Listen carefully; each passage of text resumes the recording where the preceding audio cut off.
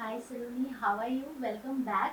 Hi, thank you so much. सबसे पहले ये बताइए, थैंक यू फॉर कमिंग में। आप अभी रिसेंटली हमें नज़र आई है। जब आपको फर्स्ट टाइम इसका अप्रोच आया, हम्म। और it's a very big deal क्योंकि आप बहुत बड़े प्लेटफॉर्म पे और ऑन स्क्रीन इतने बड़े सिनेमा में अभी हम आपको देखेंगे। हालांकि कई बार देखे भी है, बट फिर भी एक चाइल्डिश सलोनी और हम्म। एक थोड़ी मेच्योर हो गई है सलोनी में देखने में बहुत डिफरेंस होता है। हाँ। कैसा एक्सपीरियंस रहा आपका सबके साथ? कुछ हमें बताइए, शेयर कीजिए। ये फिल्म मुझे तब मिली जब मैं डिसाइड ही करी थी कि अब मैं मतलब मेरी पढ़ाई सब ख़त्म हो चुकी है, मैं ग्रेजुएट हो चुकी हूँ and I wanted to make a comeback. और मैं ऑडिशंस दे ही रही थी और मुझे थैंक यू फॉर कमिंग मिली। जब मुझे ये फ़िल्म मिली थी ना, मुझे इतनी बड़ी डील नहीं लगी थी कि ये फ़िल्म इतने बड़े प्लेटफॉर्म पे रिलीज़ होने वाली है और इतनी बड़ी होने वाली है ये फ़िल्म। बट फिर धीरे धीरे हमारी टेबल रीड हुई, मेरे वर्कशॉप्स हुए, मैं सारे एक्टर्स से मिलने लगी और इतने अच्छे अच्छे एक्टर्स थे इस फिल्म में। So I think it's a dream come true for me. और मेरा ये बिग स्क्रीन का डेब्यू है। इसके पहले मैंने बहुत छोटी थी तब मैंने नो प्रॉब्लम किया था, बट आफ्टर ईयर्स मैं वापस आई हूँ स्क्रीन पे और with thank you for coming. So I can't be more grateful. और मुझे बहुत मज़ा आया शूट करने में इसको। मैं एक 16 ईयर ओल्ड स्कूल गर्ल बनी हूँ और मैंने भूमि के साथ, शहनाज के साथ, Dolly, Shibani, everybody we shot with them. और एक बहुत फन सारा एटमॉस्फेयर था शूट पे। तो इस कैरेक्टर ने काफ़ी कुछ आपको दिया है, जैसे कि आपने बोला डेब्यू है। हम्म। और आपका जो मूवी का टाइटल भी थैंक यू फॉर कमिंग, मतलब हाँ। डेब्यू के साथ साथ आपने ऑडियंस को मैसेज भी दे दिया कि थैंक यू फॉर कमिंग। हाँ। कैसा लगा ये टाइटल, कैसा लगा आपको? और आपने इस ओवरऑल मूवी में किस तरीके का मैसेज दिया है? क्योंकि जैसे कि आपने कहा आप स्कूल गर्ल प्ले कर रही है, तो कहीं ना कहीं आपका किरदार कहीं से कुछ मैसेज ऑडियंस तक, सोशल मैसेज, तो क्या कहना चाहेंगे इस बारे में? तो मैं ऐसी लड़की हूँ इस फिल्म में कि मैं एक्चुअली मेरे पढ़ाई में, मेरे स्कूल में हेड गर्ल हूँ, टॉपर हूँ, सब कुछ मेरा सही चल रहा है। लेकिन मेरी लव लाइफ जो एक ऐसी चीज़ है, मुझे मुझे मेरे कैरेक्टर को ऐसा लगता है कि मैं इसी में बस मार खा रही हूँ और अपने फ्रेंड्स से पीछे रह रही हूँ। तो मैं हमेशा बस सोचती रहती हूँ कि मुझे क्या करना चाहिए कि मैं भी मतलब मेरे फ्रेंड्स की तरह आगे आऊँ, पीयर प्रेशर और ये सारी चीज़ें चलती रहती है। So Bhumi Pednekar is playing my mother's best friend और मैं हमेशा उनके पास ही जाती हूँ चाहे जो भी एडवाइस मुझे लेनी हो। सो आई गो टू हर और वो मुझे बोलती है कि तुझे इतना नहीं सोचना चाहिए, you should do it when you are ready. And I think that I am actually ready now to like explore more things. But then वो गलत टर्न ले लेती है और फिर मेरे साथ, मेरे कैरेक्टर के साथ धोखा होता है। एंड इस मूवी में हम ऐसा मैसेज दे रहे हैं कि गर्ल्स से सॉरी फॉर स्मॉल थिंग्स, मतलब जिनके लिए सॉरी कहना ज़रूरी भी नहीं है, जिनके लिए उन्हें सॉरी नहीं होना चाहिए। हमारी एक कंडीशनिंग हो गई है कि हम छोटी छोटी चीज़ों के लिए सॉरी बोलते हैं। So we should stop saying sorry for these things.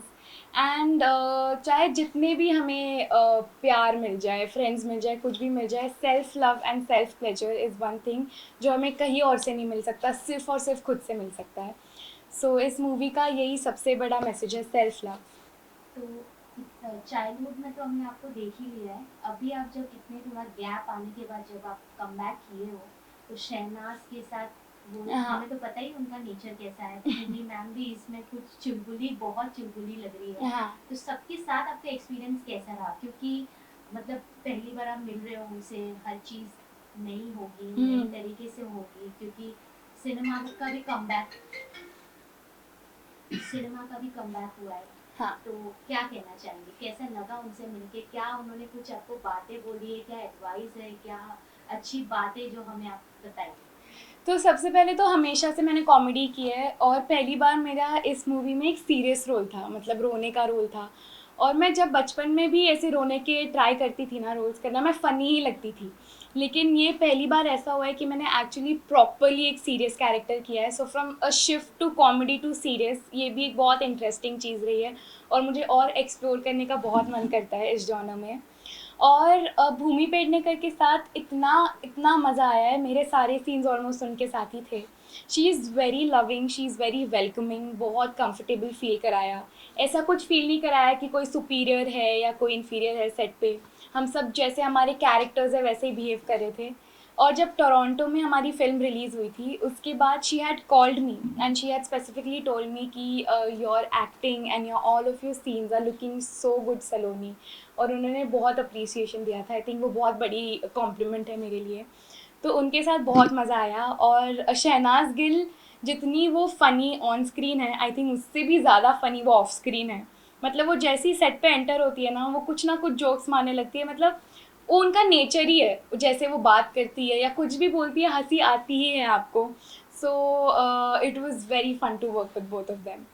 Okay, जैसे इस मूवी में आपने मैसेज दिया है कि एक गलती हो जाती है तो आप भूमि के पास जाते हैं, उनसे एडवाइस लेते हैं, तो कुछ ऐसे रियल लाइफ में आपका है कोई स्पेशल पर्सन जिसे आप मतलब डिफिकल्ट टाइम में, जैसे फैमिली मेंबर हो या फ्रेंड्स हो, जिसे जो हम सारे फेस करते हैं लाइफ हाँ, में, तो ऐसा कुछ अप्स एंड डाउन्स जब होता है तो हम किसी के पास जाते हैं, तो who is that person? I think अभी तो आपने जब बोला तो एक ही नाम मेरे दिमाग में आ रहा है, मेरी बहन का। चाहे कुछ भी हो, मुझे कोई भी सीक्रेट रखना हो या कुछ भी बड़ा प्रॉब्लम हो जाए, she is the first person I go to.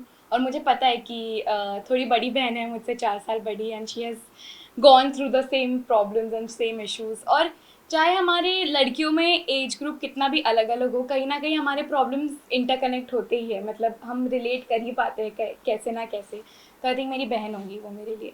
तो आपको वो दिन याद आता है जब आप टीवी सीरियल में कॉमेडी करते थे, जब इतने सारे एक्टर्स के साथ आपने काम किया है, हाँ, जो भी कॉमेडी वाला जो आपका फेज है, वो दिन आपको याद आते हैं या कुछ ऐसे पल जो याद आते हैं आप शेयर करना चाहेंगे? जब मैं उन दिनों के बारे में सोचती हूँ, मेरी बहुत थोड़ी थोड़ी मेमोरी है, क्योंकि मैं बहुत छोटी थी जब मैंने स्टार्ट किया था। और मैं हमेशा ऐसी सोचती हूँ कि आई विश कि वो जो मैंने किया वो इस एज में होता, तो मैं और अच्छे से उसको देख पाती और याद कर पाती।